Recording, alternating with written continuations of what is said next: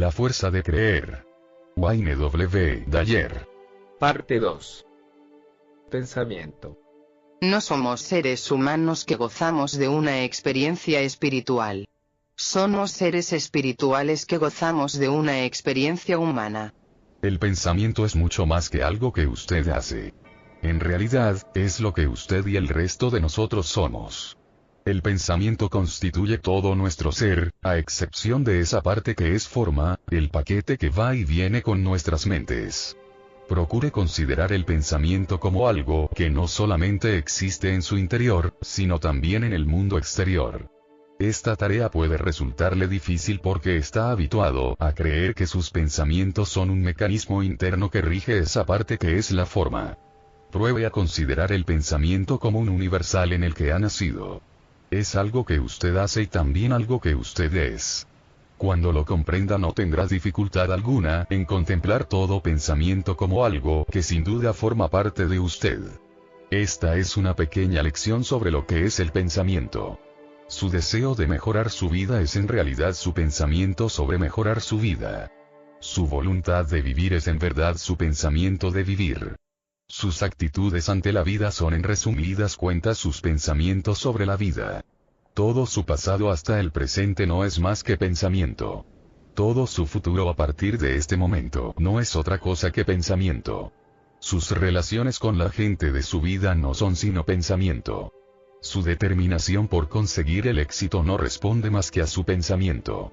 La idea del éxito es realmente el pensamiento del éxito. Puesto que usted no puede colocarse detrás de los ojos de una persona y pretender sentir lo que hace, se queda usted a un paso del proceso mental de esa persona y la experimenta a través del pensamiento. Usted se relaciona con todas las cosas o todas las personas de este planeta mediante el mecanismo del pensamiento. Lo que determina la calidad de su vida no es el mundo, sino la manera que ha elegido de procesar el mundo en sus pensamientos. Muchos pensadores pertenecientes a materias bien dispares que han sido sumamente respetados, han concluido que el pensamiento, la mente, es el determinante absoluto del camino que nuestras vidas toman. El filósofo holandés Spinoza afirmó: vi que todas las cosas que me infundían temor o a las que yo les infundía miedo, no tenían nada bueno ni malo en sí mismas excepto hasta el punto donde la mente las afectaba. Albert Ellis, fundador de la terapia racional emotiva, dijo: las personas y las cosas no nos trastornan, mejor dicho, somos nosotros los que nos trastornamos al saber que nos pueden trastornar. Ralph Waldo Emerson declaró: nos convertimos en lo que pensamos a lo largo de todo el día. No hay nada bueno o malo, solo lo que el pensamiento califica de tal, explica Shakespeare. Abraham Lincoln manifestó: la gente está contenta cuando decide estarlo. Cambia tus pensamientos y cambiarás el mundo, sugirió Norman Vincent Peale. Jesús nos dice: tal como pienses serás. Nuestro futuro está constituido por los pensamientos que tenemos con mayor regularidad. Nos convertimos literalmente en lo que pensamos, y contamos con el don de poder escribir nuestra propia historia. En mi opinión esta es una verdad irrebatible. En mi parábola Los regalos de X, X comenta: no hay un camino hacia la felicidad es el camino. Mis pensamientos siempre han creado mi mundo. Después de que mi madre consiguiera reunimos a todos de nuevo, fuimos a vivir al este de Detroit. Pasé muchas noches viendo el programa de esta noche, protagonizado por Steve Allen, en una diminuta televisión en blanco y negro mientras los demás dormían. Me encantaba la extravagancia de alguien. Sentado en la pequeña sala de estar de la calle Moros, me imaginaba en el programa de esta noche y mentalmente conversaba con Steve Allen. En realidad me fijaba unos esquemas y preparaba mis respuestas ya que imaginaba que era un invitado del programa. Pero la imagen de mi mente no correspondía al chico de 13 años que miraba la televisión. El que aparecía en la pantalla y discutía sobre cosas que yo consideraba ciertas era yo, pero en mi etapa de adulto. Mi personalidad de adulto coincidía bastante con mis creencias, incluso de esa época, en torno a la idea de que somos capaces de elegir nuestro propio destino y de hacer relativamente felices a los demás.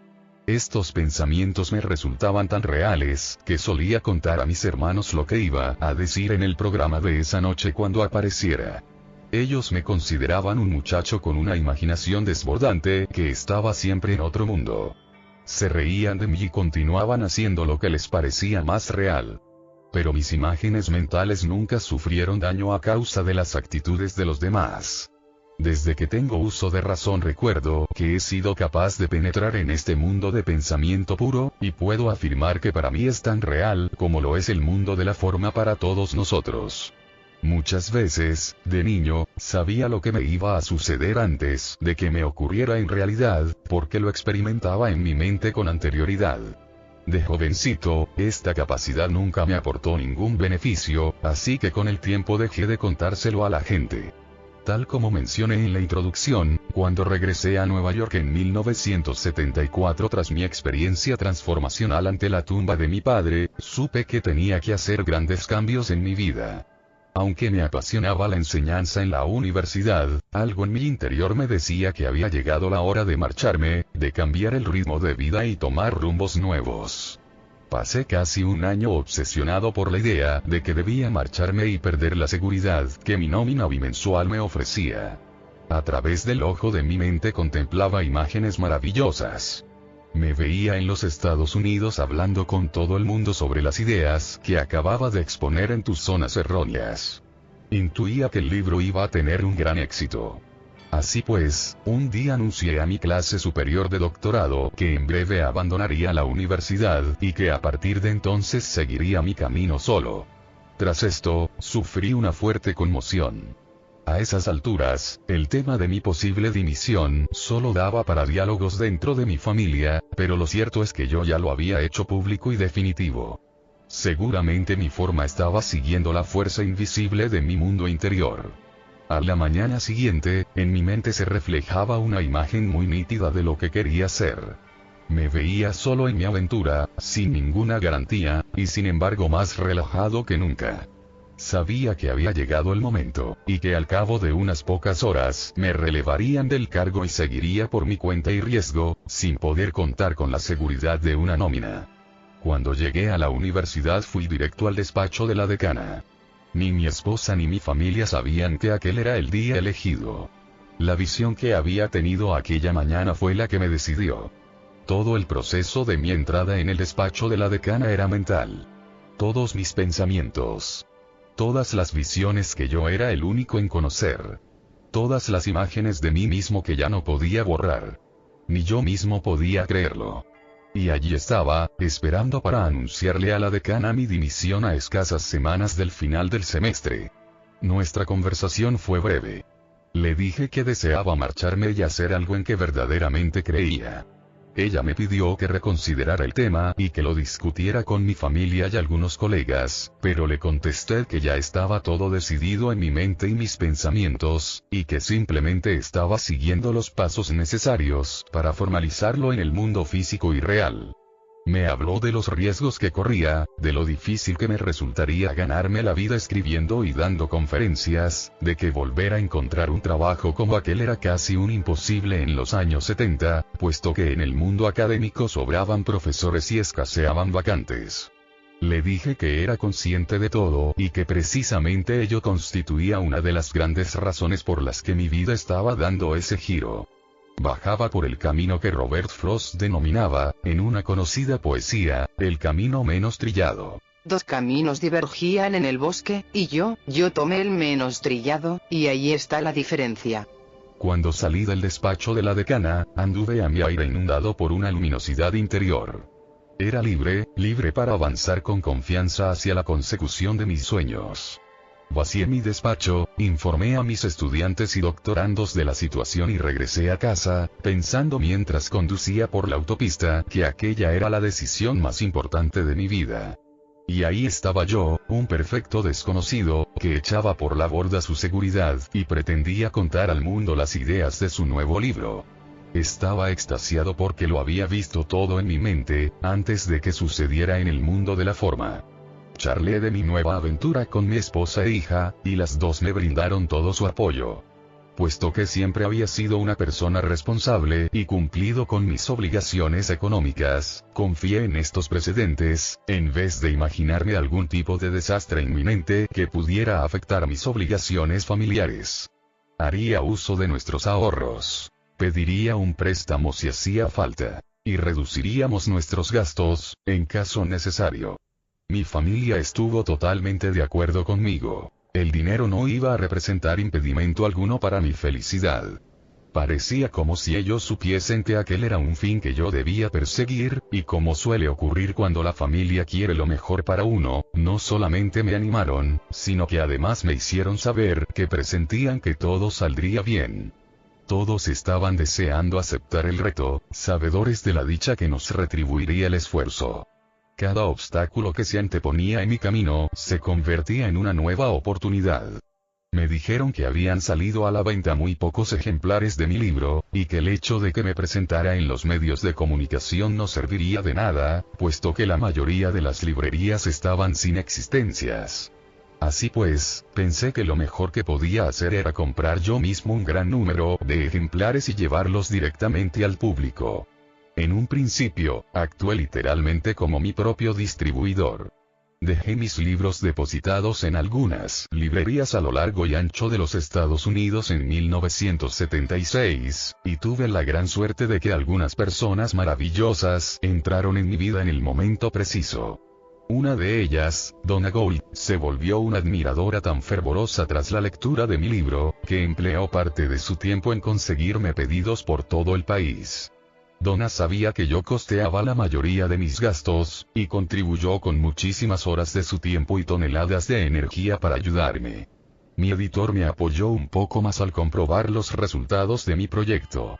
Al cabo de poco tiempo me encontré viajando de ciudad en ciudad, haciendo acto de presencia en coloquios radiofónicos y respondiendo entrevistas en periódicos locales.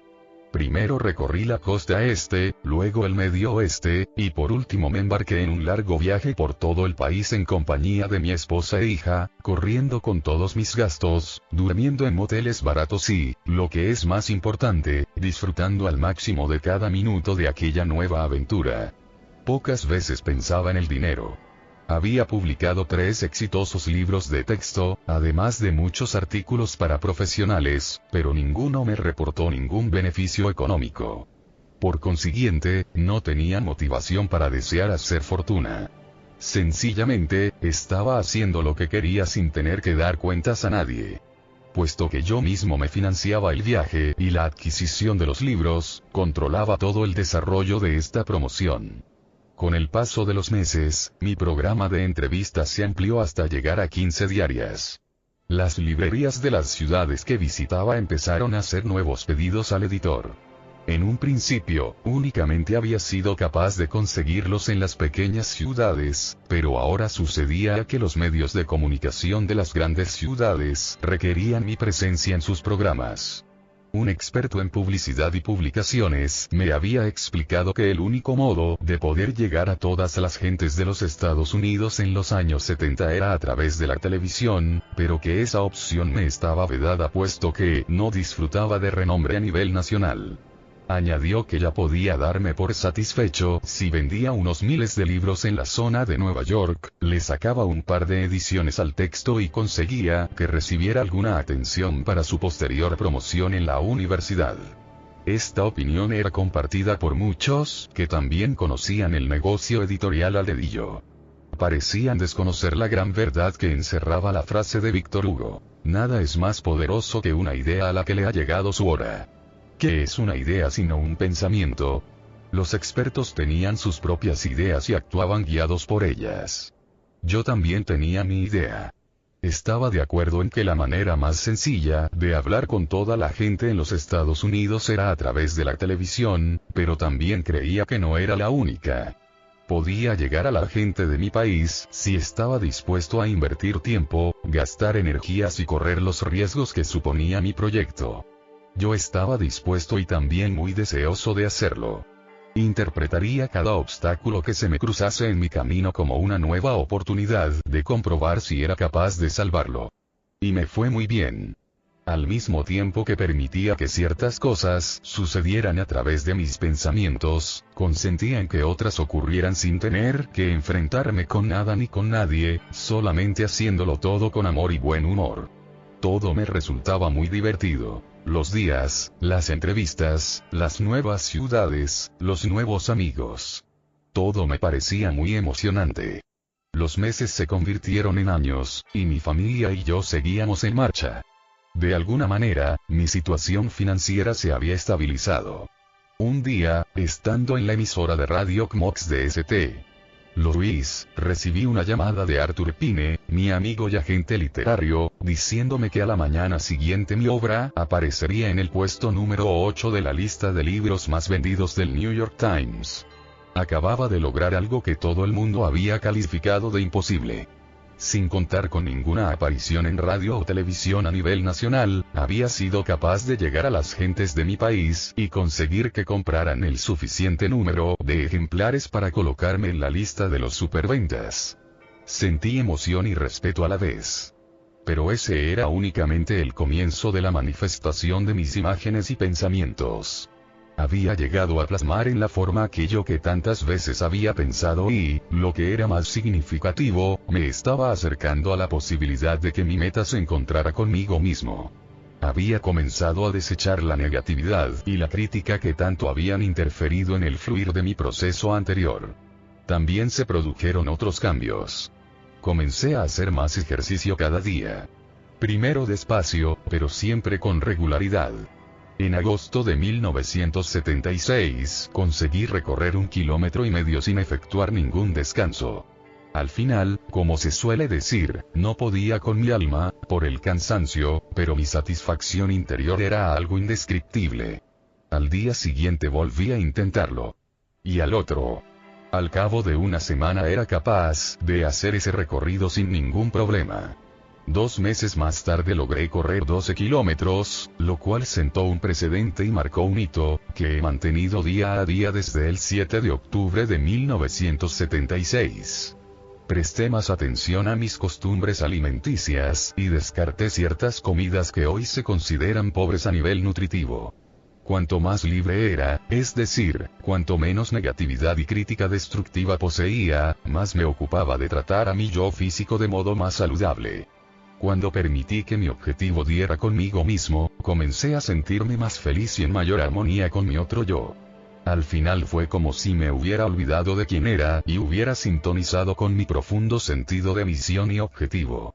Así es como funciona el proceso de iluminación interior. Se pasa por una serie de fases que primero se concentran en uno mismo y de forma consciente se intenta mejorar hasta que la agitación interior desaparece. Cuando eso ocurre, usted se encuentra mucho más resuelto y decidido a compartir con los demás.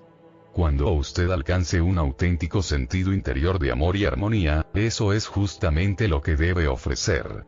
Cuando mi libro empezó a aparecer regularmente en todas las listas de superventas en los Estados Unidos, creció de un modo espectacular la demanda sobre mis apariciones personales en los medios de comunicación. Incluso los programas que antes habían rechazado a mi colaboradora Donna, llamaban para informarse sobre mi disponibilidad. Una a una comencé a atender las peticiones, y al cabo de unos meses el libro saltó al primer puesto de la lista, donde permaneció por espacio de casi 2 años. Entonces recibí la llamada prodigiosa que me permitiría realizar el sueño que tantas veces tuve de joven cuando miraba la televisión al este de Detroit. En una fiesta celebrada en Long Island, alguien había entregado una copia de mi libro a Howard Papush, miembro del personal del programa de esta noche. El hombre se lo leyó en el vuelo de vuelta a Los Ángeles, y una semana después alguien del programa me llamó para preguntarme si en mi próxima visita a la ciudad podría presentarme en los estudios Burbank para preparar una entrevista en el famoso programa. Imagínense. Al cabo de 10 días me encontré sentado junto a Howard en su despacho, hablándole sobre aquellas ideas en las que creía tan fervorosamente. A esas alturas ya había concedido centenares de entrevistas y había aprendido que la táctica de ser uno mismo era infalible. Se trataba de conversar con el entrevistador como si estuviéramos en mi sala de estar. Howard y yo hicimos muy buenas migas y hasta la fecha hemos continuado siendo excelentes amigos. Me faltaba una semana para aparecer en el programa de esta noche. El artista invitado de esa noche era Shecky Greene, un conocido humorista de Las Vegas. Mientras aguardaba en el pasillo, junto a la habitación en tonos verdes, vi unas cabinas telefónicas y corrí hacia una de ellas para llamar a mi esposa y compartir mi felicidad. En la cabina de al lado había otro hombre, el primer invitado de la velada, aquella persona con la que en tantas ocasiones, en tantas noches, había hablado mentalmente casi unos 25 años atrás. Me estoy refiriendo al mismísimo Steve Allen. En mi opinión la grabación salió magníficamente. Estuve 15 minutos en la televisión nacional hablando sobre aquellas ideas que consideraba tan fundamentales. Mi sueño se hizo realidad. Cuando luego me dirigía al aeropuerto para tomar un vuelo nocturno hacia la costa este, me sentía inmensamente satisfecho. Pero en el aeropuerto un altavoz mencionó mi nombre. Howard estaba al otro lado del teléfono para darme malas noticias. El programa de esa noche había sido cancelado, por primera vez en 60 tantos años, debido a una prórroga del Congreso Nacional Republicano. No había fecha fijada para su futura emisión. Durante el vuelo me preguntaba si el programa llegaría alguna vez a emitirse. Al día siguiente recibí otra llamada de Howard en la que me pedía que regresara a Los Ángeles cuanto antes para hacer una aparición junto a Johnny Carson esa misma semana. Así pues, sobrevolé el país por tercera vez e hice el programa con Johnny Carson el miércoles por la noche. Pero para la entrevista solo dispusimos de 6 o 7 minutos al final del mismo. Johnny, consciente de ello, me pidió en antena que reapareciera el viernes por la noche. No me lo podía creer. Permanecí en Los Ángeles 2 días más y acudí al programa el viernes por la noche. Todo salió de perlas. Una semana después emitieron aquel primer programa que había sido aplazado.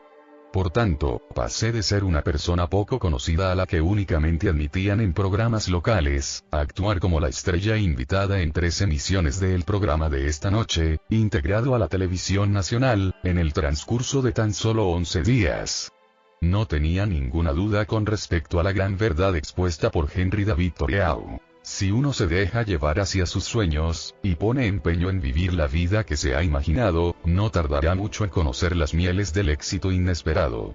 Tus zonas erróneas se publicó en 26 lenguas en todo el mundo. Le han seguido otros libros, cintas, artículos, conferencias para profesionales a nivel internacional y la oportunidad de influir en las vidas de millones y millones de personas. En ese primer año de andadura en solitario sin la seguridad de una nómina, gané más dinero del que jamás había reunido en los 35 años anteriores. El cómo y el porqué de la visualización. Estoy plenamente convencido de que los pensamientos son cosas. Los pensamientos, cuando son tomados y asimilados adecuadamente, se hacen realidad en el mundo de la forma. Es decir, nosotros pensamos a través de unas imágenes, y estas imágenes se convierten en la realidad. Cuando aprendemos el cómo y el porqué de este proceso imaginativo, entonces nos encaminamos hacia el conocimiento de las mieles del éxito inesperado. 4 principios de visualización efectiva. Considere la producción de pensamientos como una visualización interior sin ninguna limitación de orden físico. En el pensamiento usted puede avanzar o retroceder, y no necesita de los 5 sentidos para penetrar en su mundo. Lo hace en sueños mientras duerme. La causa y el efecto no constituyen requisito previo. Con pensamientos puede crear las imágenes que le plazcan, y estas imágenes pueden convertirse en lo mejor de su vida. Hay 4 principios básicos que le capacitarán para que haga funcionar este reino sin forma no solamente en su terreno físico sino también en el mental. 1. Sus acciones se derivan de las imágenes. Todos nuestros pensamientos son consecuencia de los pensamientos que le preceden. Si usted se forma la imagen mental de que es incompetente en un área determinada, y continuamente la repite en su mente, a la larga acabará haciéndolo. Pongamos por caso que tiene que cargar 6 maletas en el maletero de su coche, diseñado para contener solo 5. La imagen que forme en su mente, determinará la cantidad de equipaje que se llevará de viaje. Si piensa, tengo que eliminar una maleta porque este coche no puede llevarlas todas, entonces eso es lo que hará. Pero si por el contrario se imagina yendo de viaje con las 6 maletas y congela esa imagen en su mente, actuará según el pensamiento desee que puedo lograr que todas quepan, solo tengo que cambiarlas de sitio hasta que las 6 entren. Me refiero a los pensamientos como cosas, porque guardan tanta relación con los preparativos del viaje como los otros objetos, tales como el coche, las maletas, los mapas, la reserva de gasolina, el dinero y todo lo que configura el mundo de la forma. Comprender que un pensamiento es el primer paso en el proceso de vivir contribuye a que usted considere el valor de la visualización bajo un contexto positivo. Aplique la noción de los pensamientos entendidos como cosas que participan en la adquisición de riqueza. Si se imagina nadando en la abundancia, si mantiene esta imagen fija en su mente a pesar de las barreras con las que choca, y si percibe que la riqueza le aguarda, entonces usted actuará impulsado por esta imagen. Permitirá que ella se convierta en la imagen primordial de su mundo mental. Efectuará 15 llamadas al día en vez de las 3 o 4 que solía hacer. Se encontrará ahorrando algún dinero de su sueldo y, de este modo, empezará a pagarse a usted mismo, primer paso en la adquisición de riqueza. Se le ocurrirán pensamientos relacionados con la riqueza y se rodeará de personas que le animarán en la consecución de sus proyectos. Asistirá a clases sobre temas trascendentales que darán color a la misión que esta vida le ha encomendado. Siempre se hallará en un estado de mejora continua. Buscará el conocimiento y la experiencia de quienes, perteneciendo al mismo campo, han conocido el éxito. Leerá biografías de personas de origen humilde que llegaron a triunfar. Toda su vida girará en torno a una cosa muy simple, un pensamiento, la imagen de usted nadando en la abundancia. Vale la pena que también examinemos la otra cara de esta imagen. Si se imagina sumido en la pobreza, actuará día a día según esta perspectiva. Se rodeará de personas a las que no les sobra el dinero, leerá sobre empresas que han fracasado, se negará a probar cosas nuevas o a creer en la superación personal porque la única idea que cuenta para usted es que es pobre. Su comportamiento siempre surgirá de esta visión. Pensará que los triunfadores han nacido con buena estrella o simplemente les ha sonreído la fortuna. Cada vez que se dé la circunstancia que pueda favorecerle económicamente, creerá que no surtirá efecto en su caso. De hecho, todo lo que usted hace responde a la imagen que se ha forjado en su mente antes de traducirla en acción. Imagínese incapaz de permanecer ante un público, y seguro que no lo logrará.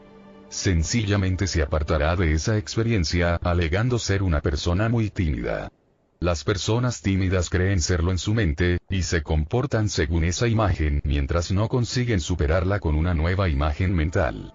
Dejando a un lado las circunstancias de su vida, cabe decir que usted es el guionista, el director y el productor de sus imágenes mentales. Siempre se moverá de acuerdo con ellas. Sus circunstancias no determinarán el tipo de vida que usted llevará, revelarán la clase de imágenes que ha ido seleccionando hasta ese momento. Usted actúa sobre imágenes de su aspecto físico, su régimen alimenticio, su estado económico, la calidad de sus relaciones y todos aquellos aspectos que requieren su intervención. Su mente almacena todas las imágenes que usted elige, y día a día lleva a cabo la labor que esos pensamientos le imponen. Usted no puede tener un sentimiento sin antes haber concebido un pensamiento. Su comportamiento se basa en los sentimientos, que a su vez están basados en sus pensamientos. Por tanto, de lo que se trata aquí es de modificar esas cosas de nuestra conciencia a las que denominamos pensamientos, y no de alterar nuestro modo de hacerlas realidad. Una vez sus pensamientos reflejen lo que usted verdaderamente quiere hacer, el comportamiento y las emociones correspondientes afluirán espontáneamente. Créalo y lo verá. 2. Dígase a sí mismo que todo lo que visualiza ya está aquí. Recuerde lo que Einstein nos enseñó sobre el tiempo. El tiempo no existe en el mundo lineal. Es una creación del hombre motivada en su visión limitada y su necesidad de compartimentarlo todo. No existe cosa semejante a lo que llamamos tiempo. Deje que estas palabras vayan calando hondo en usted y ábrase a la posibilidad de creer que son ciertas. Ahora, en un universo en el que el tiempo no existe, usted puede encontrarse con cualquier cosa que desee. ¿Dónde, si no? Lo que hemos dado en llamar pensamiento se halla en el mundo físico. No está en otro sistema solar u otro universo. Está aquí. Pero lo que usted no debe hacer es visualizar algo y esperar cómodamente a que se materialice. Debe comprender que la oportunidad de hacer que el pensamiento se convierta en realidad física ya está aquí, en esta página, completamente a su disposición. Su trabajo como visualizador consiste en aprender a llevar el mundo abstracto del pensamiento al mundo físico de la forma. Supongamos que usted se imagina vendiendo 5 millones de aparatos que ha inventado. Usted podría decirse a sí mismo, ¿cómo puedo percibir esta imagen si todavía no los he fabricado? La respuesta es muy sencilla. Se debe a que todo lo que usted visualiza ya está aquí. Pero ¿quién querrá comprar un chisme de esos? ¿Dónde están esos 5 millones de personas? ¿En otro planeta? ¿En otro sistema solar? Por supuesto que no. Están aquí. Naturalmente, deben seguirse algunos pasos para llevarlo a la forma. Primero aprender a fabricar, a distribuir y promocionar su producto. Los pasos siguientes ya están en su pensamiento. Todo lo que tiene que hacer es conectar sus pensamientos con los de aquellos futuros compradores, y verá cómo lo que imaginó comienza a tomar forma en el mundo físico. Supongamos ahora que usted se imagina corriendo una maratón de 40 kilómetros. ¿Dónde ocurrirá esto? Aquí mismo. No en otra realidad, sino aquí mismo y ahora. Cuando los hermanos Wright visualizaron un avión volando, esa realidad ya estaba aquí. No tuvimos que inventarnos una nueva realidad para la posibilidad de volar en aparatos. Necesitábamos conectar nuestros pensamientos a la realidad que ya estaba allí. Una vez esos pensamientos sintonizaron con la posibilidad de volar, aquello se convirtió en nuestra realidad. La persona saludable que usted se imagina que es, se halla a su lado, aunque todavía rodeada de sus pensamientos previos referentes a la falta de salud. Llegar a comprender que todo lo que usted es capaz de imaginar ya se encuentra aquí le ayudará a responsabilizarse del resto de su vida. Cada cosa es energía. Nada es sólido. Todo oscila en su propio nivel de realidad, y mientras la forma aparece como sólida, un simple examen al microscopio nos revela la existencia de un objeto compuesto de moléculas que danzan y se mueven a una velocidad menor que la de la luz, lo cual les da la apariencia de ser sólidas. La energía es la sustancia del universo, y los pensamientos son parte de esa sustancia. En consecuencia, cuando usted piensa en algo que le gustaría que le sucediera, recuerde que la clave consiste en sintonizar las dos frecuencias para que todo se convierta en realidad. No olvide que si es capaz de concebir una idea en cuanto a imagen de algo que desearía que fuese verdad, ese algo ya está aquí. Y cuando empiece a dudarlo, no deje de preguntarse, ¿en qué otro sitio podría estar si no es aquí, en nuestro sistema de la realidad? El pensamiento que tuve cuando era niño sobre mi aparición en el programa de esta noche, por inverosímil que nos parezca, ya estaba aquí. Si el tiempo no existe, entonces 1953 y 1976 son una misma cosa. Si usted está convencido de que las imágenes ya se encuentran aquí solo por el hecho de que puede pensar en ellas, entonces dejará de seguir a la espera y pondrá manos a la obra para proyectarlas tanto en su mundo físico como en su realidad interior. La pregunta ¿en qué otro lugar pueden estar? Puede serle de gran utilidad cuando comience a dudar de que sus imágenes sean las más idóneas para convertirlas en su realidad. 3. Esté dispuesto a hacerlo. Olvídese de la palabra determinación. Olvídese de la perseverancia. Olvídese de su trayectoria personal y de aquello que le impulsa a seguir adelante. Estos conceptos no le servirán para comprender el proceso de visualización y acoplarlo a su vida. A menudo oigo decir, lo intenté con todas mis fuerzas. Traté de hacerlo pero no funcionó. He seguido fiel a mis creencias a lo largo de estos meses, pero todavía no ha surtido efecto. La palabra clave que falta en estas afirmaciones es disposición. A fin de que una imagen se haga realidad en el mundo de la forma, usted debe estar dispuesto a hacer todo lo que haga falta para que ello suceda. Este es el aspecto más importante en la visualización y la imaginación. Recuerde que todo aquello que su mente es capaz de imaginar ya está aquí, esperando a que usted conecte con ello. Lo único que le queda por añadir es su disposición para hacerlo. Cuando abandoné la universidad en pos de mis sueños estaba dispuesto a todo. Si ello significaba mudarme a otra zona del país, no me importaba. Si se trataba de pedir dinero prestado, lo haría. Si tenía que alejarme de mi familia por algún tiempo, no había inconveniente, porque los míos me apoyaban. Si ello me representaba tener que trabajar unas 18 horas diarias durante algunos años, lo haría de muy buena gana. Cuando doy conferencias sobre el tema de la imaginación positiva y la visualización creativa, siempre alguien del público comenta: he perseguido mi sueño una y otra vez pero siempre sin éxito. ¿Por qué? Suelo responderle con otra pregunta: ¿y qué no estaba dispuesto a hacer? La contestación acostumbra ser: nunca arrancaría a mi familia de nuestro hogar para mudarme a otras ciudades solo por lograr mi sueño. Entonces le digo: quizá lo que usted necesite es averiguar hasta dónde está dispuesto a llegar para hacer de su sueño una realidad. Yo creo que estar dispuesto a hacer todo lo necesario para satisfacer las aspiraciones de uno es un factor clave en la consecución de las mismas. La disposición es en verdad un estado mental. Es una afirmación interna que se repite: seré feliz en todo lo que emprenda y daré el paso siguiente para la realización de mi sueño. Este principio no presupone una larga lista de objetivos. Todo lo contrario. Supone una afirmación interior: uno hará todo lo que sea necesario porque eso es precisamente lo que considera mejor. Pienso que la disposición es proporcional a la idoneidad del camino escogido. Si usted es reacio a realizar alguna acción, le sugiero que someta su sueño a examen. Quizá esto sea un indicio de que usted no está haciendo aquello que en el fondo desea. En otra situación avanzaría con plena confianza y no se detendría ante lo que la gente pudiera decir, los obstáculos que se interpusieran en su camino, o cualquier hecho que apuntara al fracaso de su visualización. En mi despacho tengo 2 pósters enmarcados. Uno es una fotografía de Albert Einstein, con las siguientes palabras: los grandes espíritus siempre se han tropezado con mentes mediocres. El otro solo está formado por las palabras: estoy muy agradecido a quienes dijeron que no. Gracias a ellos lo logré. ¡Qué grandes pensamientos! Directamente relacionado con este tercer principio de visualización, se encuentra la noción de apertura. Cuando usted está dispuesto a hacer todo lo imprescindible para dar forma a sus imágenes y sus pensamientos, usted se abre a todas las posibilidades que tiene como ser humano. Pensará que nada es demasiado absurdo para ser intentado. En su conciencia no tendrán cabida los impedimentos ni el desaliento.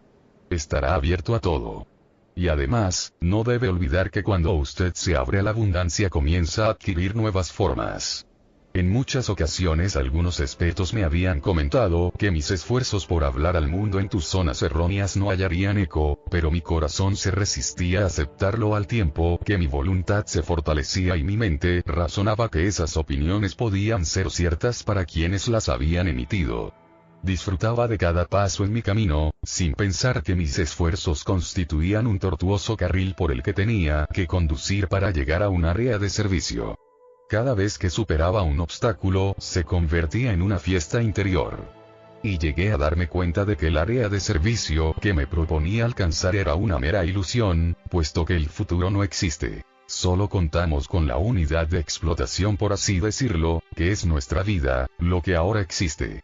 Cuando esté verdaderamente dispuesto a hacer todo lo necesario para lograr su objetivo, a pesar de los obstáculos que se interpongan en su camino, su apertura le conducirá a un estado de armonía interna que le impedirá rendirse. Estar dispuesto no significa tener que sufrir, o tener que hacerlo todo. Con frecuencia la misma disposición ya resulta suficiente. 4. Dese cuenta de que el fracaso no existe. No lo olvide y conseguirá todo aquello que su mente desee. Nunca fracasará, usted simplemente conseguirá resultados. Por ejemplo, si pretende golpear una pelota de golf a unos 100 kilómetros y se desvía a la izquierda, no ha fracasado. Ha conseguido un resultado. Su concepto de fracaso proviene de haber tenido en cuenta la opinión de una segunda persona respecto a cómo debió proceder en aquella jugada. Usted sin duda ha conseguido un resultado. Puede hacer 2 cosas: enfadarse consigo mismo o bien colocar la pelota en el nuevo punto de partida y golpearla desde ese lugar, desde ese resultado que consiguió previamente. Si opta por la segunda posibilidad y tiene que repetir la jugada unas 200 veces, piense que todavía no ha fallado. Solo ha conseguido 200 resultados. Así, siguiendo los principios de la visualización, si desea ser capaz de golpear una pelota de golf a unos 100 kilómetros de donde se encuentra, debe estar dispuesto a hacer todo lo que haga falta para conseguirlo. Es muy, pero que muy fácil. No tiene que hacer lo que su esposa o Arnold Palmer necesitan efectuar para lograrlo. Tiene que hacer lo que usted necesite. 100, 200, 6.000 golpes. Si quiere que su visión se convierta en realidad en el mundo de la forma, debe estar dispuesto a hacer todo lo que sea preciso, y recordar que no puede fallar en el hecho de ser uno mismo. Siempre conseguirá resultados. Supongamos que usted pesa 110 kilos y desea pesar 60. Usted no ha fallado, únicamente ha conseguido un resultado excesivo. Ahora aplíquese los 4 principios que consideran los pensamientos como cosas. Imagínese que pesa 60 kilos, fije esa visión y reténgala.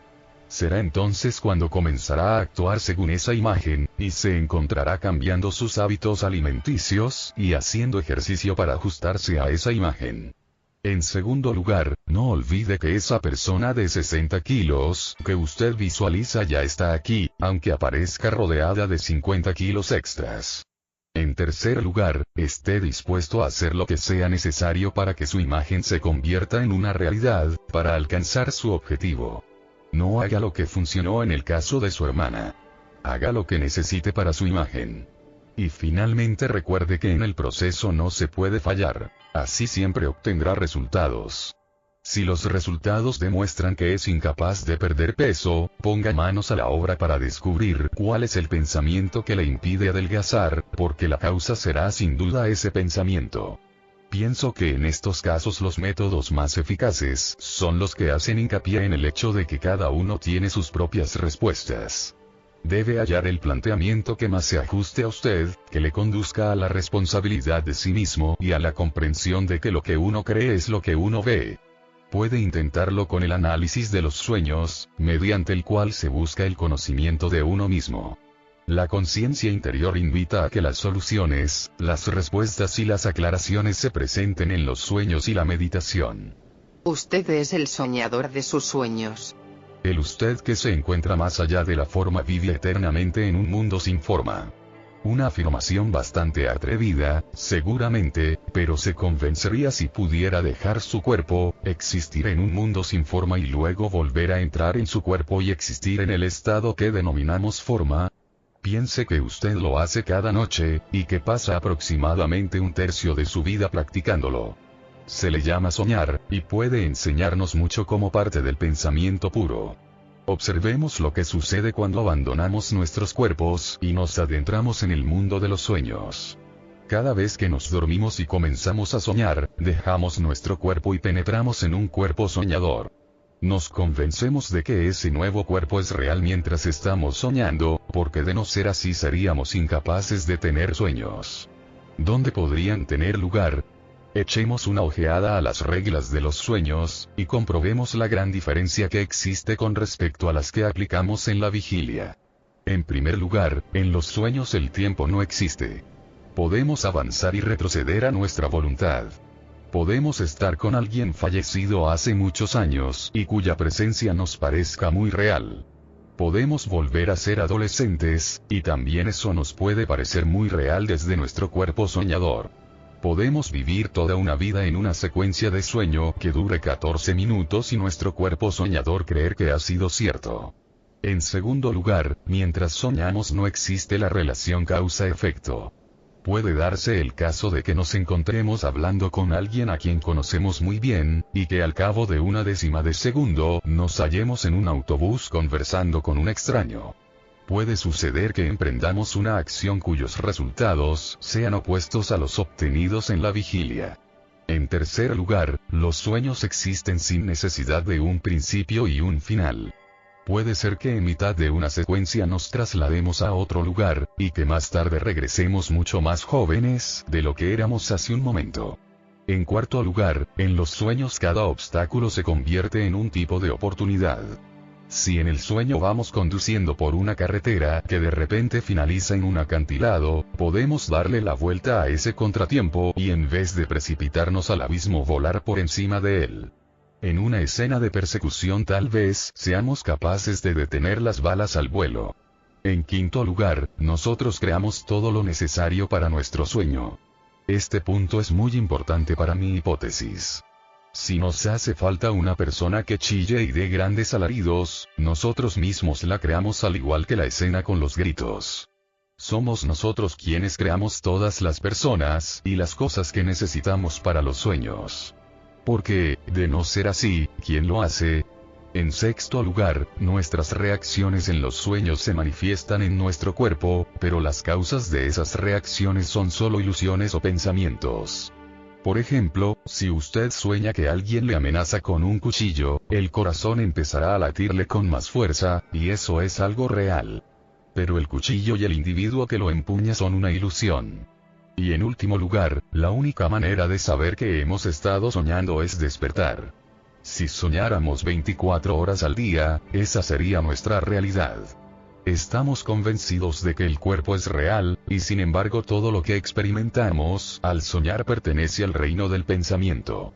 La realidad física no existe, es una ilusión de la que nos damos cuenta al despertar. Pasamos casi una tercera parte de la vida durmiendo, y un elevado porcentaje de ese tiempo soñando, lo cual es pensamiento sin forma que nos parece muy real antes de despertar. De hecho, en sueños somos capaces de realizar las hazañas más prodigiosas. Podemos volar, superar los límites del tiempo, crear todo aquello que nos plazca. Y al parecer los soñadores masculinos son capaces de imaginarse toda una vida en este estado de pensamiento puro. ¿Qué es una polución nocturna sino la eyaculación del protoplasma de la vida? Es el pensamiento puro ofreciendo la oportunidad de visualizar la vida. No hay contacto físico. Solo el pensamiento puro que crea la vida. Es un proceso extraordinario que se produce en este extraño y misterioso mundo construido de un estado puro y carente de forma, con pensamientos. Con esto no me estoy refiriendo a la interpretación de los sueños. Estoy escribiendo sobre el proceso de los sueños con la finalidad de animarle a que se convierta en un soñador despierto.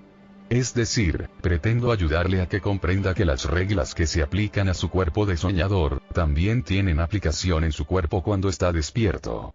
Henry David Thoreau ya se había anticipado a esta idea diciendo, nuestra vida más verdadera es la que se produce cuando soñamos despiertos. A efectos comparativos, piense en los 3 niveles de conciencia. Al nivel más bajo lo llamaremos conciencia soñadora, al siguiente, conciencia despierta. Y al tercero, conciencia superior. Y ahora veamos cómo son estos niveles, y lo que suponen en nuestras vidas. Para ello, utilizaré un ejemplo de mi propia vida. De jovencito soñaba a menudo con recoger nieve con una pala, y a veces hablaba en voz alta sobre ello, despertando así a uno de mis hermanos. Este llegó a descubrir que si me hablaba muy flojito durante mi sueño, podía conseguir que yo le entregara mi pala imaginaria, y de este modo divertirse a mi costa hasta que sus carcajadas me despertaban. Pero en tanto simulaba ser parte de mi sueño, yo cooperaba desde mi nivel de conciencia soñadora con su nivel de conciencia despierta. Este caso creo que ilustra perfectamente nuestra capacidad de comunicación entre nuestra conciencia soñadora y nuestra conciencia despierta. ¿Qué pasaría si alguien perteneciente a una dimensión superior a la nuestra deseara unirse a nosotros y hablarnos? Esa persona también debería hacernos creer que se trataba de uno de los nuestros, aunque él, o ella, supiera que existe una conciencia superior más allá de nuestro nivel de conciencia despierta. Si ese ser tuviera carisma y resultase convincente, muchos lo escucharían y captarían parte del potencial de la conciencia superior que desconoce la conciencia despierta. Así es, creo, el proceso que han seguido los grandes maestros espirituales para enseñarnos las dimensiones que nos esperan en el mundo que está más allá de la forma. ¿Cuál sería un buen disfraz? ¿Qué opinan de un carpintero que nos ofrece una vaga noción de lo que podemos disponer, y que nos va diciendo mientras produce un milagro tras otro? Aquel que crea en mí y en mis obras, sabrá hacerlas, e incluso mejores que estas. ¿Y qué les parecería un profesor, un escritor o un empleado de gasolinera? Sí, ahí fuera existen forjadores de milagros capaces de conducirnos a la frontera de nuestra conciencia despierta para que desde allí podamos vislumbrar algo más. Los grandes maestros espirituales que han vivido y viven entre nosotros han superado las reglas de la forma que consideramos únicas. Mientras estamos en nuestros cuerpos de soñadores, experimentando esa parte de nuestras vidas, nos adentramos en el mundo del pensamiento puro, podemos gozar de experiencias trascendentes a nuestro antojo. En este estado desprovisto de forma, no necesitamos emplear ninguno de nuestros sentidos. No necesitamos tocar, sentir ni oler nada para saber que es real. El pensamiento es real. Al convertirse en un soñador despierto, usted entra en el nivel de conciencia superior situado más allá de la conciencia despierta, es decir, penetra en el nivel que los maestros espirituales nos han señalado a través de sus enseñanzas y ejemplos sobre los seres humanos. Pero para conseguirlo, usted debe desafiar al sistema de creencias y pensamientos que conforma su realidad. Para llegar a ser un soñador despierto debe aprender a morir mientras esté vivo. Comencemos examinando el proceso de la muerte. Creo firmemente que 1, no podemos matar el pensamiento, y que 2, toda forma está en transición. Por consiguiente cabe decir que la muerte será muy parecida a la conciencia soñadora antes descrita. Nosotros, nuestros pensamientos, abandonamos el cuerpo cuando entramos en el sueño, y entonces nosotros, los pensamientos que somos, volvemos a penetrar en el cuerpo de la conciencia despierta. Del mismo modo, cuando morimos, nuestros pensamientos abandonan el cuerpo y podemos echar una ojeada al sueño que estamos viviendo ahora, al que llamamos conciencia despierta, desde un punto de vista similar al que tenemos cuando pensamos en los sueños que hemos tenido. Esta idea tiene especial relevancia. Si aprendemos a interiorizarla, nos puede librar del temor a la muerte. La razón que nos dificulta aceptar que esta conciencia despierta es un sueño radica en que todas las cosas nos parecen reales. Pero volvamos a nuestra conciencia de soñador. La misma explicación puede aplicarse aquí. Mientras nos encontramos en el cuerpo soñador creemos que es real, pero en cuanto despertamos se convierte en una ilusión. Todo lo que experimentamos en la conciencia despierta también lo consideramos real. Morir mientras estamos vivos es la única oportunidad de salimos de ese envoltorio en el que nos albergamos temporalmente. Una parábola muy antigua, transmitida de generación en generación por los grandes maestros espirituales de la India, servirá para ilustrar este punto. Un viajante procedente de la India fue a África para adquirir algunos productos y animales de la zona, y mientras estaba en la selva pudo contemplar miles de hermosas cotorras multicolores. Decidió capturar una y llevársela a su país como animal de compañía. Una vez en casa la puso en una jaula. La alimentaba de semillas y miel, le ponía música y en general la trataba bastante bien. Cuando al cabo de 2 años el hombre tuvo que regresar a África, le preguntó a la cotorra si deseaba darle algún mensaje para sus amigos de la selva. El ave le dijo a su dueño que les contara que era muy feliz en su jaula, que disfrutaba de cada instante allí, y que les enviaba todo su amor. Cuando el viajante regresó a África, transmitió el mensaje a las otras cotorras de la selva. Cuando acabó de hablar, una cotorra con lágrimas en los ojos cayó al suelo, muerta. El hombre se alarmó y pensó que aquella cotorra debía de haber sido una buena amiga de la que él tenía en casa, y que aquella había sido la razón de su tristeza y muerte. Cuando el viajante volvió a la India, le contó a la cotorra lo sucedido. Esta se desplomó sobre el suelo de la jaula. El hombre estaba aturdido, pero pensó que su animal de compañía también había muerto de desesperación al enterarse de la muerte de su amiga de la selva. El comerciante abrió la jaula y echó el ave al contenedor que había junto a su casa. Acto seguido, la cotorra voló hacia la rama de un árbol. El hombre le dijo: ¿con que no estás muerta, eh? ¿Por qué lo has hecho? La cotorra respondió: porque el ave de la selva me envió un mensaje muy importante. ¿Qué mensaje?, le preguntó el comerciante con impaciencia. Me dijo que si quería escaparme de su jaula, tenía que morir estando viva. Todos debemos morir mientras permanecemos vivos, para ser capaces de echar la vista atrás y contemplar nuestra conciencia despierta y a nosotros mismos atrapados en la jaula, que en nuestro caso equivale al cuerpo. Y será entonces cuando nos daremos cuenta de lo inútil que es vivir enjaulado. Repasemos las 7 reglas que se aplican a nuestro cuerpo soñador y consideremos qué fascinante podrá ser nuestra conciencia despierta si aprendemos a morir cuando estamos vivos para convertirnos así en soñadores despiertos. 1. El tiempo no existe. Einstein dedicó un estudio sobre la vida a una idea sobre nuestra existencia en un universo completo.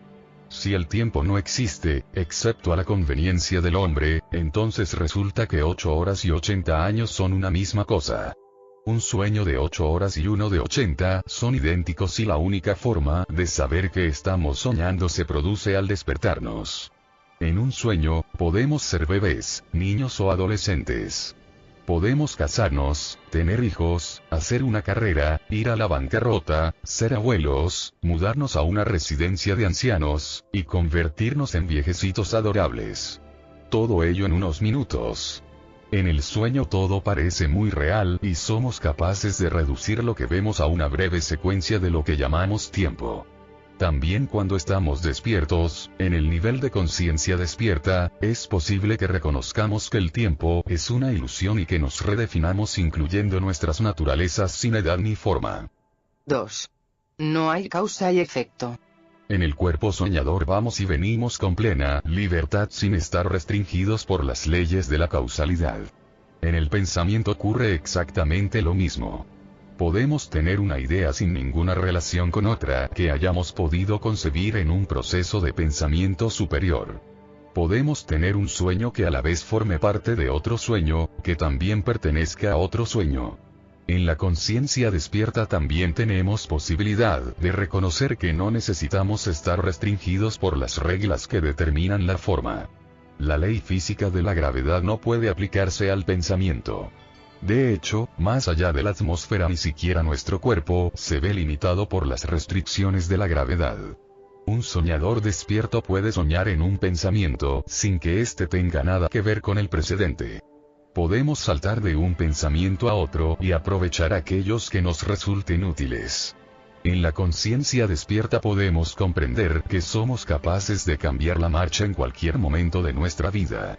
Si usted es médico, pero ello ya no tiene ninguna aplicación en su vida, escogerá nuevos pensamientos y comenzará a convertirlos en su realidad de conciencia despierta. 3. No existe principio ni final. En nuestro cuerpo soñador nunca llegamos a desaparecer o dejamos de existir, porque los principios y los finales solo existen en la forma. Nunca morimos, solo dejamos de estar. Tampoco morimos en nuestra conciencia despierta, y debemos comprenderlo si pretendemos superar nuestro temor a la muerte. No podemos matar al pensamiento, como lo demostramos noche tras noche. Así, su abuela muerta puede aparecérsele en sueños, a la edad de 53 y a la de 83, sin estar limitada por las leyes de la forma. Cuando penetramos en nuestro cuerpo soñador, no tenemos necesidad de contar con un principio para cada secuencia de sueño. Sencillamente nos encontramos allí, en estado puro y simple. No hay necesidad de comenzar. Quizá ahora también estemos aquí en el estado de conciencia despierta, sin tener en cuenta principios o finales, solamente imaginando la eternidad. Bajo este concepto de eternidad, la noción de un principio y un final es absurda. Intente imaginarse dónde empieza y acaba el universo, y se dará cuenta de lo absurdo que puede resultar. Pruebe a imaginarse un pensamiento con un principio y un final y verá que tampoco el pensamiento se somete a esas reglas. El universo y todo lo que contiene, incluyendo la humanidad, es pensamiento y el soñador despierto lucha por comprenderlo en vez de preocuparse por su principio o su fin. Las almas verdaderamente iluminadas saben que no pueden morir. Saben que la muerte no es más que una transición de la forma y que la dimensión del pensamiento astral no conoce nada que pueda considerarse un principio o un final. 4. Los obstáculos son oportunidades. Nuestro cuerpo soñador sabe convertir los obstáculos en oportunidades, y cuando soñamos lo hacemos continuamente. Con frecuencia superamos las dificultades y nos trasladamos a otras realidades en nuestro cuerpo soñador. Esta es una de las lecciones que podemos aprender sobre nuestro estado al estar despiertos. Todas las cosas con las que nos enfrentamos en la vida pueden enseñarnos algo. Cada enfermedad guarda en sí misma las semillas de la curación. Toda relación, a pesar de lo perjudicial que pueda parecer, tiene algo que enseñarnos. Toda adicción contiene en su interior la fuerza para superarla, y todos los exadictos con quienes he podido trabajar me han comentado siempre lo mismo. Doy gracias a mi adicción por lo mucho que me ha enseñado sobre mí y sobre mi capacidad de salirme de la trampa en la que me había encerrado. El soñador despierto es consciente de que en cada problema con que se enfrenta no hay mal que por bien no venga, y de que todo mejora en cuanto se da cuenta de ello.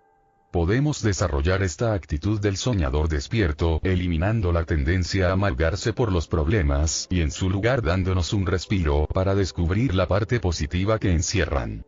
Sobre todo, no debemos olvidar en nuestra conciencia despierta que todo aquello con que nos enfrentamos o de lo cual nos lamentamos solo sirve para hacernos más débiles y ocultarnos la posibilidad de ver una oportunidad en el obstáculo. Nuestro cuerpo soñador es consciente de todo esto. En realidad, nuestro cuerpo soñador puede tomarla con alguien durante el sueño y en consecuencia despertarnos malhumorados y tensos. La enseñanza que se desprende de este hecho es importante. La rabia es real y la experimentamos en nuestro cuerpo soñador y en nuestro cuerpo despierto, pero las personas y cosas con las que estamos enfadados son pura ilusión. ¡Qué gran lección! Experimentamos toda nuestra rabia, pero el origen de la misma no es real, es como un personaje que hemos creado para nuestro sueño. 5.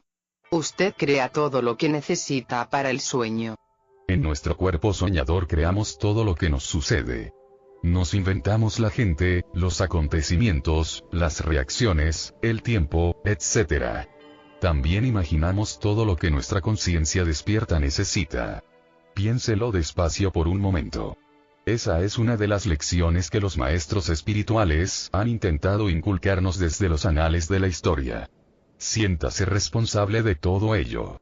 Imagínese que muere y que lanza una mirada retrospectiva a este nivel de conciencia desde ese estado desprovisto de forma que guarda tantas semejanzas con su conciencia soñadora.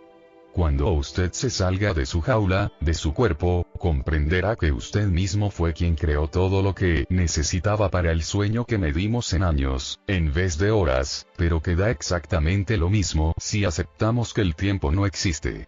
Ahora intente revivir esa noción mientras se halla dentro de este cuerpo.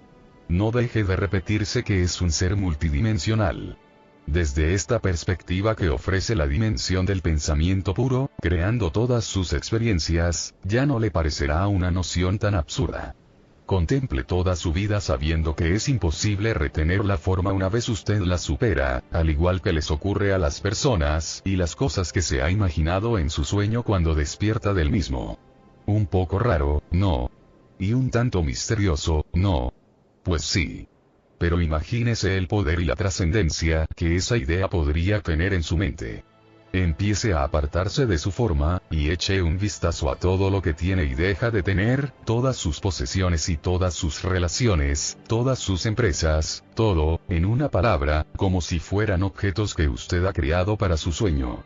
Ahora es el momento de sacar de sus creaciones el máximo partido en beneficio de ese gran sueño que antes nadie ha tenido, o bien de convertirse en un ser decepcionado, atrapado, deprimido, preocupado, y lleno de ansiedad por las cosas que ha creado para su sueño.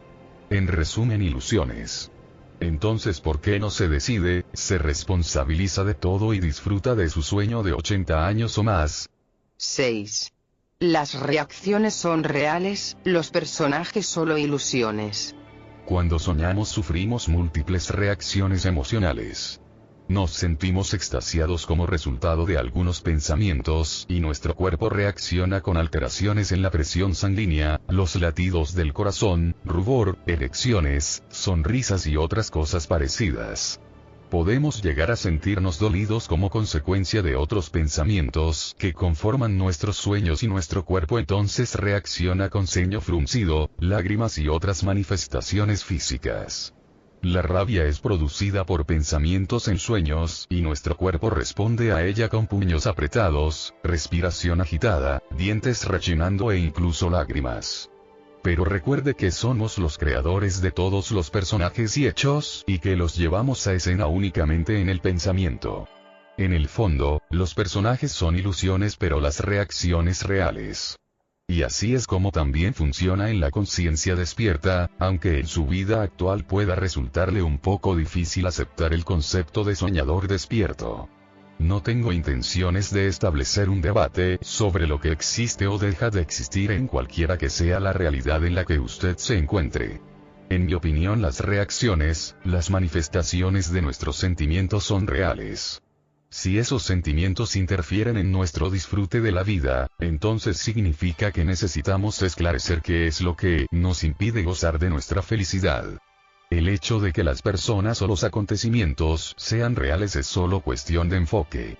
Lo que cuenta es aclarar qué es lo que le está sucediendo, en vez de preocuparse por saber si ello viene dado por algo real o por una ilusión. Examine su rabia, odio u obsesiones bajo esta nueva luz. Nadie puede generarle odio o ansiedad en su interior. Solamente usted puede hacerlo en virtud de su manera de procesar el mundo en su mente, es decir, según su manera de pensar. En consecuencia, puede afirmarse que en vez de intentar descubrir qué o quién es real, le será más útil concentrarse en su manera de procesar sus pensamientos y sentimientos. Y al igual que le ocurre en sus sueños, una vez se ha despertado se dará cuenta de que solamente sus reacciones, el residuo de los sentimientos de su cuerpo, permanece. Es capaz de dejar que esos sentimientos y pensamientos se le escapen sin ser censurados, tal como hace en sus sueños. En su vida de vigilia puede pensar en algo sin emitir un juicio sobre ello, reprimirlo o ponerle fin. En la conciencia soñadora usted siente y conoce un conjunto de experiencias humanas sin necesidad de someterse a juicio alguno. Pruebe a hacerlo en el estado de conciencia despierta también, y se convertirá en lo que denomino un soñador despierto. Considera el reino del amor. Sus reacciones al amor son reales y usted las experimenta en su cuerpo despierto, pero la única forma de crear esas reacciones es a través de sus pensamientos. Cuanto más se incline por pensamientos afectuosos, positivos y hermosos con respecto a sí mismo y a los demás, más reacciones saludables obtendrá de su cuerpo. Nosotros lo creamos todo, incluyendo las personas que toman parte en nuestra vida. Y lo que tiene todavía un peso mayor es nuestro modo de permitir o anular nuestras reacciones. Esta constituye la verdadera esencia de un soñador despierto, en otras palabras, el no ser crítico en nuestra manera de reaccionar emocionalmente ante todas las personas y hechos que integran nuestra vida. Concéntrese en todo lo que hace, piensa y siente. Si usted aprende a morir estando vivo, será capaz de echar una mirada retrospectiva a aquellos elementos externos y darse cuenta de que son solo pura ilusión y de que sus reacciones internas son, por el contrario, una realidad. De hecho, esas reacciones representan lo que usted es, sus pensamientos puros y simples. 7. La única manera de saber que está soñando es despertarse. Si soñáramos 24 horas al día, esa sería toda nuestra realidad. Solo sabemos que soñamos cuando nos despertamos.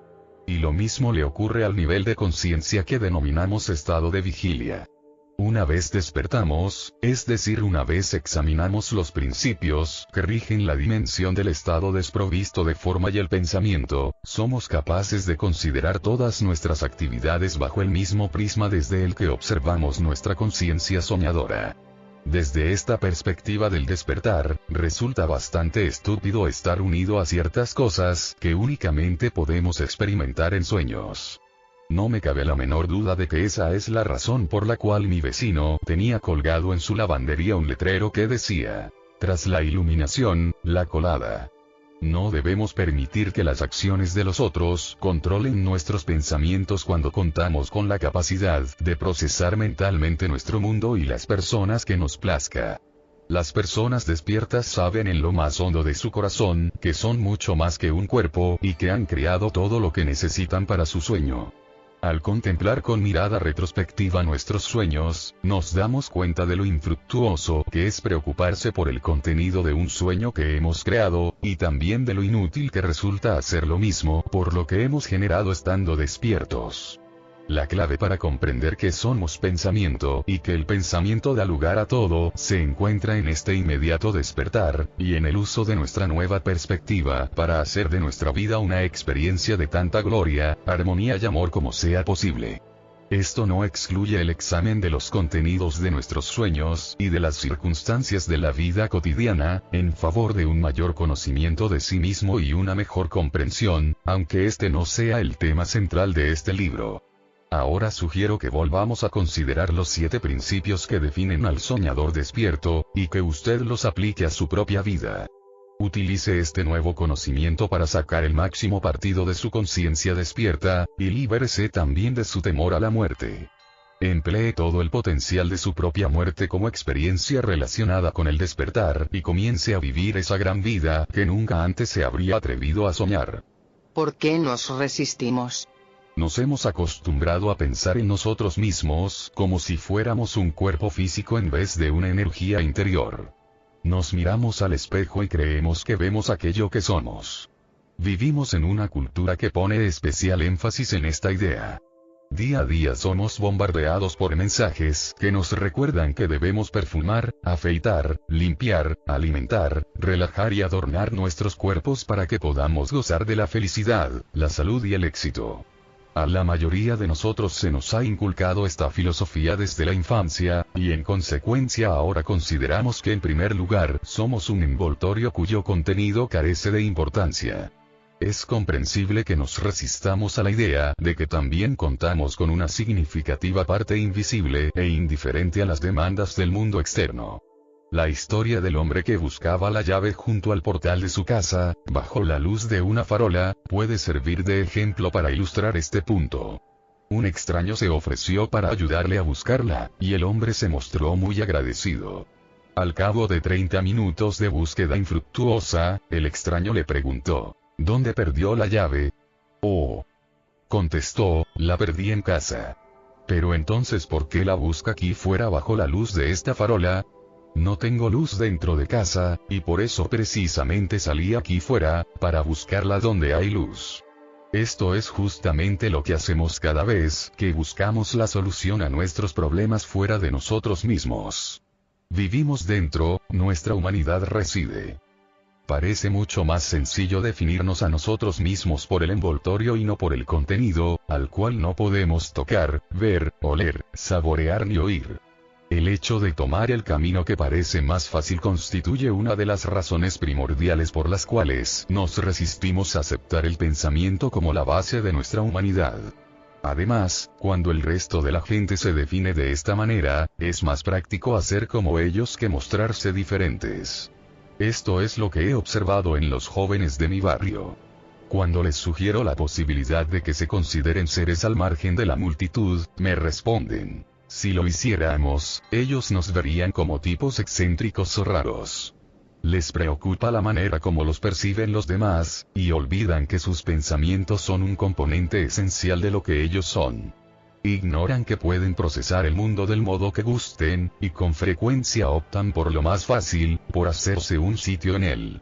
Un gran número de personas prefiere actuar como los demás, e ignorar la realidad sin forma. Tal vez no estemos dispuestos a aceptar las críticas que puede conllevar el hecho de pensar con independencia del resto de la gente. Tal vez nos resistamos a vernos como algo que va más allá de la forma, porque nos sentimos totalmente identificados con el planteamiento convencional de la vida. Para modificarlo, tenemos que redefinirnos y atrevernos a observar el lugar que ocupamos sin ponernos a la defensiva, ni siendo negativos con nuestro propio punto de vista. Y nosotros mismos daremos automáticamente el paso siguiente, si nos aceptamos abiertamente, sin críticas, tal como somos. Cuando nos identificamos con la forma, somos capaces de funciones únicamente en el reino de las cosas, excluyendo todos los pensamientos que puedan resultarnos fastidiosos. Las posesiones se convierten en una manera de demostrar nuestra competencia en la vida, mientras que nuestra naturaleza sin forma queda relegada a una especie de armario cerrado bajo llave. Nos comportamos como si no tuviéramos responsabilidad sobre los sentimientos y los pensamientos de los que nos rodean e insistimos en que les hacemos felices con las cosas que les proporcionamos. Nos justificamos diciendo: trabajo mucho, pago mis deudas, les doy todo lo que quieren. ¿Qué más puedo hacer? Lo que podemos hacer es ser receptivos a sus pensamientos, hablar con ellos sobre sus aspiraciones, darles una palmadita en ese espacio divino que se encuentra detrás de su forma y animarles a que experimenten la vida de esa manera. Nos proponemos acumular, lograr, alcanzar unas metas y adquirir riquezas y posesiones. Identificamos el éxito con un sinnúmero de cosas, sin conocer el significado de la felicidad interior. Luchamos continuamente, sin llegar nunca. Yo creo que somos algo más, que somos inteligencia más allá de nuestra forma, como la rosa es la inteligencia que proporciona la fragancia y el aspecto de la flor. No podemos crear una rosa. Necesitamos la fuerza vital de la forma que denominamos rosa. De igual manera, necesitamos tocar la inteligencia o la fuerza divina que subyace a la forma y que somos nosotros mismos, y la de aquellos con los que estamos relacionados. Tal vez nos resistamos por la falta de familiaridad con este aspecto y porque lo desconocido siempre provoca temor. Pregúntese si esa razón tiene el peso suficiente para que usted permanezca exclusivamente en la forma. En el mundo de la forma, solemos buscar chivos expiatorios para explicar por qué nuestra vida no responde exactamente a lo que esperábamos de ella. Culpamos al mundo por la enfermedad, a la bolsa por las condiciones financieras, al panadero por los kilos que nos sobran, y a nuestros padres por nuestra personalidad. En el mundo del pensamiento, sin embargo, nosotros somos los únicos responsables. Pensamos lo que queremos, somos lo que pensamos. No lo que comemos, sino lo que pensamos. Si no queremos aceptar la responsabilidad de habernos creado a nosotros mismos, entonces ignoramos lo relacionado con la creación de uno mismo y vivimos exclusivamente en la forma que hemos recibido. Si, por el contrario, somos conscientes de que el pensamiento es capaz de sanar, de crear una vida feliz y mejorar la vida de los demás, entonces utilizamos nuestra capacidad. Entonces estaremos viviendo la responsabilidad. Una vez que nuestro interés incluye el mundo interior de los pensamientos, cambiamos de rumbo hacia una forma de estar en el mundo más responsable. Mire en su interior y descubra cómo se siente siendo más responsable del mundo. Tal vez disfrute tanto de sus sueños que ni siquiera desee considerar que todavía hay más estando despiertos. En consecuencia, preferimos continuar dormidos, ignorantes de la grandeza que nos aguarda al despertar. Cuando nos quedamos con lo conocido no corremos ningún riesgo. Y si no corremos ningún riesgo, entonces no tenemos que cambiar. Evite el cambio y llegará a afirmar que la falta de crecimiento se debe a multitud de factores externos.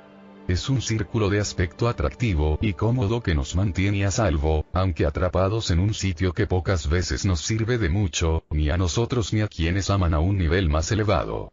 La resistencia juega un papel fundamental en el temor al cambio.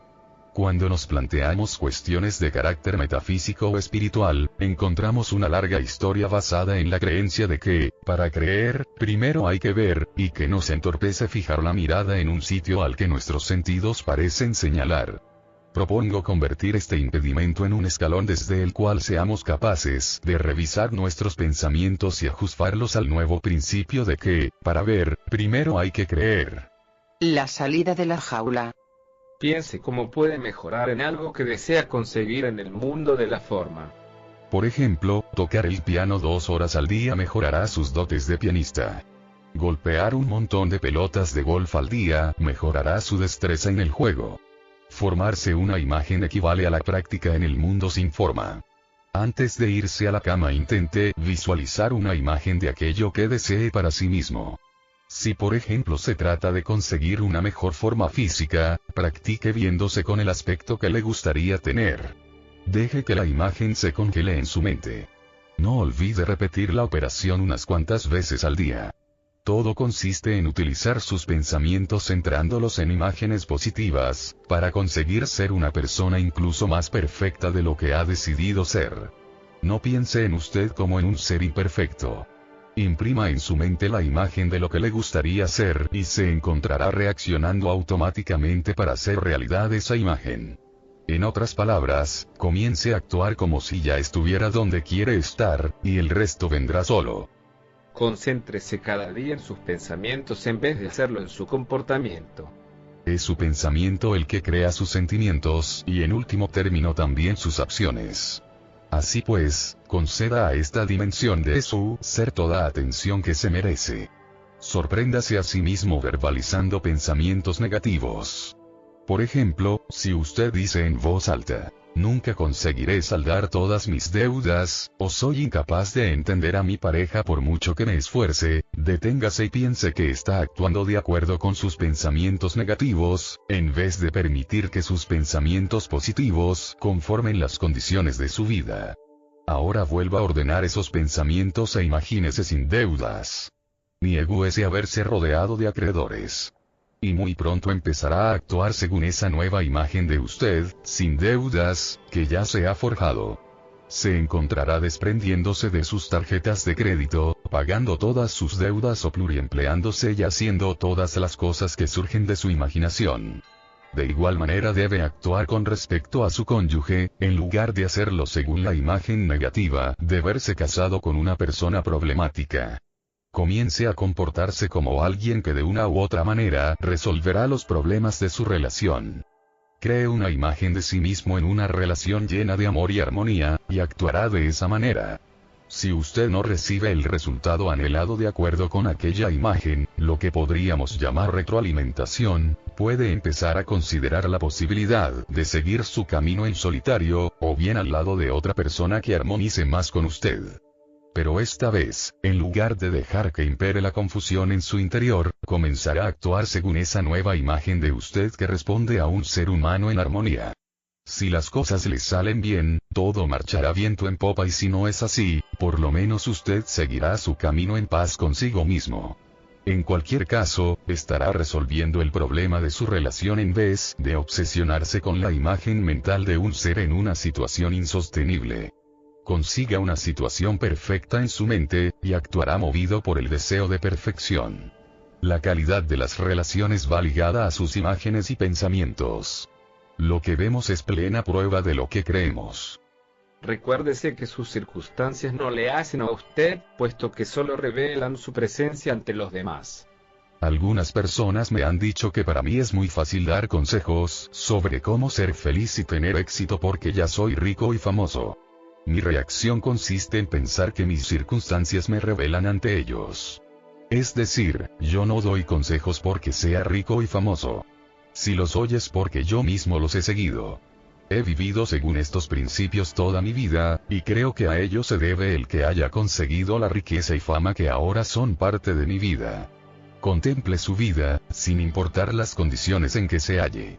Sus relaciones, su situación financiera, su nivel de felicidad, su estado de salud.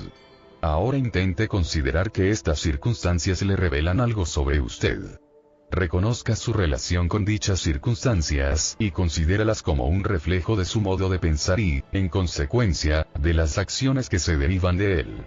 Puede utilizar su poder de visualización para mantener en su mente esa imagen deteriorada de siempre, o bien para convertirla en aquello que aparece iluminado en su pantalla interior. Usted es lo que piensa a lo largo del día. E incluso si piensa en las personas que viven en pésimas condiciones, sepa que ellas son precisamente las que más necesitan conocer y creer lo que aquí está escrito. Si de alguna manera pudieran cambiar sus imágenes interiores, tan llenas de desesperación y desesperanza, por una que presentara una visión más positiva, y si persistieran en eliminar toda imagen negativa, comenzarían a convertir esa nueva imagen en una realidad dentro de su reino físico. Un ejemplo. Piense en todas las personas que han escapado de condiciones que parecían inamovibles. Luego han explicado que creer en un futuro mejor había sido lo que les había dado la fuerza suficiente para conseguirlo. En segundo lugar, sea consciente de que usted no es esa persona. Usted está aquí y ahora, como resultado de todos aquellos lienzos que ha ido pintando para sí mismo en su mente, y piense que puede seguir pintando otros, nuevos, incluyendo uno de usted mismo ayudando a los necesitados, si eso es lo que desea hacer.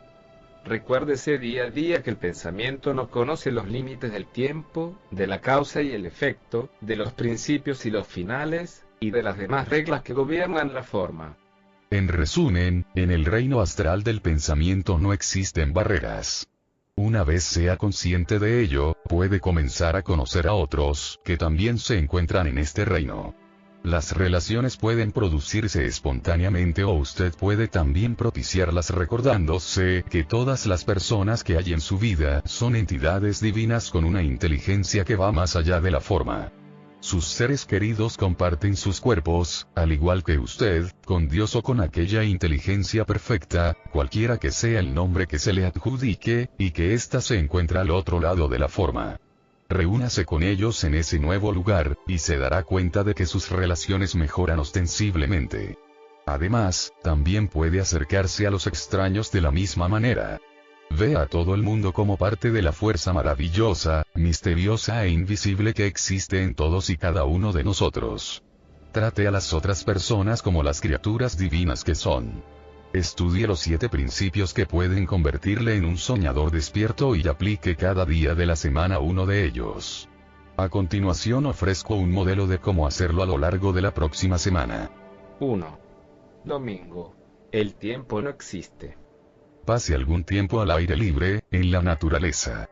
Pruebe a imaginarse que el ascenso siempre es continuado, ya que nuestra mente, tan racional como siempre, nos dice que el universo no puede acabarse sin más. Si continúa existiendo por los siglos de los siglos, entonces resultará tan completo y tan misterioso como la misma idea. En un universo completo, el tiempo es sencillamente la manera en que el género humano organiza los días y se acuerda de las cosas. La eternidad es para siempre, solo para siempre, no como el tiempo. Ahora, ¿qué hacer con esto? Puede eliminar toda preocupación sobre el tiempo, el paso de los años, la organización de su vida y el correr de aquí para allá. Disminuya la marcha y disfrute de lo que le rodea. Su tiempo de vida, 90 años o más, es equivalente a su sueño de 8 o más horas. Que el tiempo no exista no es un descubrimiento que me pertenezca. Einstein nos lo ofreció en leyes matemáticas, y los filósofos de todas las épocas nos lo han ido recordando. La Biblia está repleta de ejemplos que aluden a la eternidad. Su tiempo de vida en la forma tiene que ser honrado y celebrado, no calculado y dividido en compartimientos. Vaya más allá de su esclavitud con respecto al tiempo y viva plenamente en ese nuevo estado, que es el único que en realidad posee. En el ahora, la unidad de trabajo de su vida. 2. Lunes. No hay causa ni efecto. Tómese algún tiempo para comprender lo que significa simplemente ser. Usted no es un ser humano, sino un ser humano. Mientras que la forma se rige por las leyes de la causalidad, el estado sin forma carece de causa, al igual que el tiempo que usted pasa soñando. Sus pensamientos van de un lado a otro sin ningún orden. Usted puede dejar de lado la mera relación causa y efecto al sintonizar con su invisible humanidad. No necesita continuar con el mismo oficio de siempre simplemente porque de adolescente, hace ya 30 años, tomó ciertas decisiones sobre su futuro profesional o su especialidad universitaria. No se someta a la idea de que aquellas decisiones le han convertido en lo que actualmente es. Puede convertirse en un creador sin depender de las viejas reglas que dominan su vida. Usted puede ser cualquier cosa que desee, a pesar de lo que la gente diga o haga, y a pesar de lo que usted haya o no haya sido antes. Si puede imaginárselo, puede serlo y no olvide que su imaginación, su pensamiento, no se rige por las reglas de causa y efecto. Hoy lunes, intente no ser el efecto de nada sino el creador de lo que ha imaginado que puede ser. No necesita un asesor en la materia. Solo necesita armonizar su forma con sus pensamientos y entonces permitir que sean realidad. 3. Martes. No hay principio ni final. Intente vivir este día como si la eternidad ya estuviera aquí. El aquí y ahora es también para siempre. Sin tener en cuenta el tiempo en este experimento metafísico, el hoy y 1.000.000 de años resultan lo mismo. Usted es eterno y su esencia invisible nunca puede morir. Sabiendo esto, todas las trivialidades que tanto le preocupan pasarán a un segundo plano. El apego a las cosas que nunca llegará a poseer también perderá importancia para usted. Mírese al espejo este martes por la mañana y diga en voz alta: no soy mi forma. Soy algo mucho más divino que la mera forma.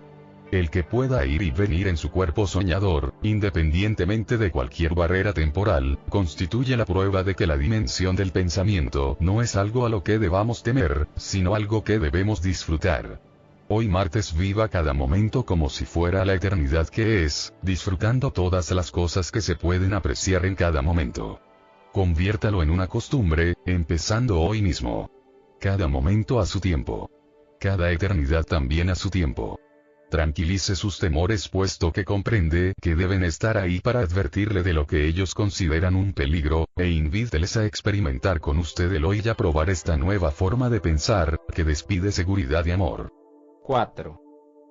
Miércoles. Cada obstáculo es una oportunidad. Hoy reciba con beneplácito cualquier comportamiento escandaloso o desagradable que vaya dirigido a usted por parte de otras personas, y considérelo una oportunidad para recordarse que ellos solo le están hablando a su forma. Sepa que no pueden acceder a su divinidad a menos que usted consienta en compartirla, y en ese caso quizá por primera vez, usted podrá descubrir la divinidad que también ellos guardan dentro de la forma que le está siendo tan hostil en este momento. Use el obstáculo, el miedo, como una oportunidad para conectarse con su ser interior. Hoy, compruebe cuántas veces es capaz de convertir aquello destinado a provocarle una reacción negativa en una buena nueva, una bendición para usted y el resto de los seres humanos. Utilice los incidentes como oportunidades para practicar y experimentar la observación positiva de lo que está sucediendo en el mundo de la forma. Eche a un lado las críticas sobre usted y los demás, y en su lugar observe cuáles son sus sentimientos, y deje que ellos le pongan en libertad. Con el tiempo, y siguiendo esta pauta, usted descubrirá que aquello que consideraba un fuerte obstáculo para mantener la armonía en su vida, se convierte en una oportunidad. Hoy, miércoles, puede llegar a ser el soñador despierto, haciendo que los obstáculos sean oportunidades para su cuerpo despierto, precisamente lo que hace su cuerpo soñador. 5. Jueves. Usted crea todo lo que necesita para su sueño. Como soñadores despiertos sabemos que al morir nuestra conciencia continúa viviendo en una nueva dimensión, y que todo lo que hemos experimentado en nuestro actual estado de vigilia aparecerá como una ilusión.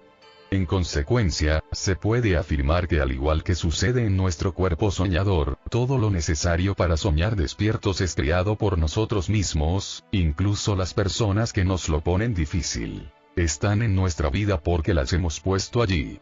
Tienen importantes lecciones que enseñarnos. Hoy, concéntrese en preguntarse, ¿por qué he creado todo esto en mi vida?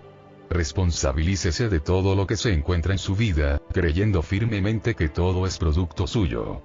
Dedique este jueves a experimentar esta comprensión de los hechos por sí solo. Responda a todo lo que se presente en su camino como si fuera algo que usted hubiera puesto allí, al igual que todo lo que experimentó en el sueño de anoche, también generado por usted. Todo lo que nos ocurre refleja de alguna manera nuestras creencias interiores. Cuando comprenda realmente que ha creado cada uno de los aspectos de su vida diaria, entonces dejará de contribuir a su falta de armonía o bien aprenderá a descifrar su mensaje.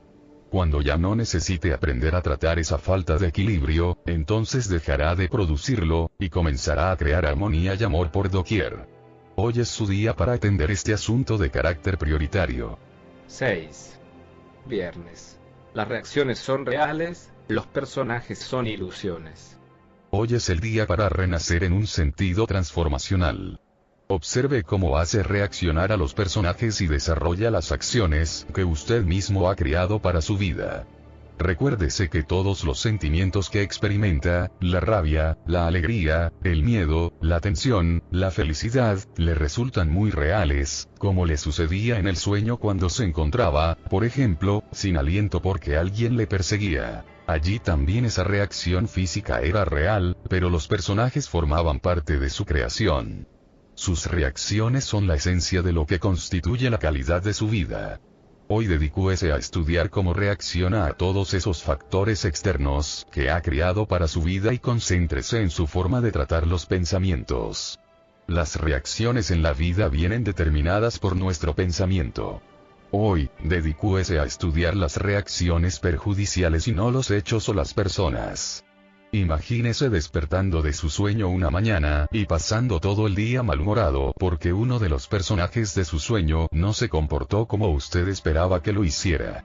Por supuesto, usted es lo suficiente cuerdo para decir, fue solo un sueño, y continuar viviendo como si nada, o examinando esa reflexión. Hoy puede utilizar esa misma estrategia y negarse a que las acciones de cualquiera le inmovilicen. 7. Sábado. La única forma de saber que está soñando es despertarse. Hoy puede practicar el despertarse, es decir, el morir mientras está vivo, y echar una ojeada a todo lo que antes consideraba necesario hacer en su vida. Comience a comprender que todo lo que experimenta es un pensamiento. La galleta a la cual desea hincarle el diente, pero que no le va a reportar ningún beneficio, no es más que un pensamiento. El mal humor porque su cónyuge o los niños no hicieron lo que usted sugirió es solo un pensamiento. Usted se está despertando, y al hacerlo, ve que sus reacciones son en realidad respuestas a lo que está creando para usted mismo. Así pues, usted se halla separado de su cuerpo, y contempla cómo se comporta ante una gran variedad de situaciones. Al igual que un actor en un escenario, usted ve cómo su cuerpo se desenvuelve en los distintos roles y papeles que usted ha creado para él y es consciente de que su ser no es solo una forma física.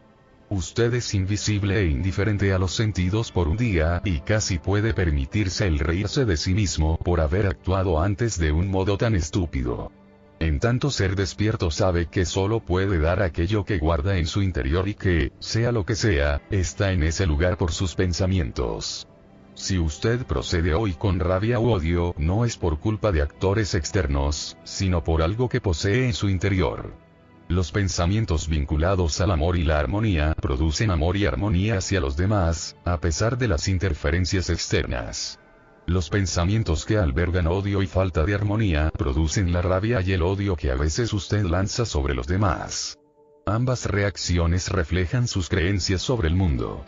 En esta vida, en esta dimensión del estado de vigilia, usted no puede ofrecer a los demás aquello que no posee. Fíjese en lo que da a sus semejantes al cabo del día, y comprenda que la única manera de aprender a vivir esta ilusión, consiste en despertarse en otra dimensión, y juzgar todos sus actos desde esta nueva perspectiva.